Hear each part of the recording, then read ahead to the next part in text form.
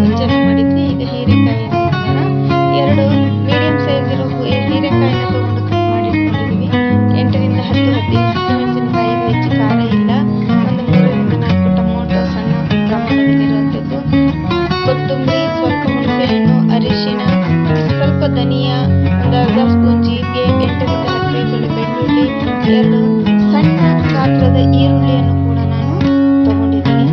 ಇವೆಲ್ಲವನ್ನು ಕೂಡ ನಾವು ಇಲ್ಲಿ ಕುಕ್ಕರಲ್ಲಿ ಹಾಕ್ಕೊಳ್ಳೋಣ.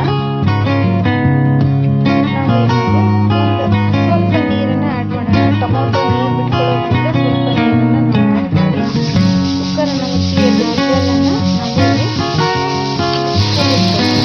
ವಿಷಲ್ ಕೂಗಿ ತಣ್ಣಗಾಗಿದೆ. ಇವಾಗ ನೋಡಿ ಕುಕ್ಕರನ್ನು ಓಪನ್ ಮಾಡಿಕೊಂಡಾಗ ನೀರಿನ ಅಂಶ ಅಲ್ಲಿ ಕಡಿಮೆ ಇದೆ. ಇವಾಗ ಇದನ್ನ ನಾವು ಎಲ್ಲ ಸ್ಮ್ಯಾಶ್ ಮಾಡಿಕೊಂಡು ಚೆನ್ನಾಗಿ ಒಗ್ಗರಣೆಯನ್ನು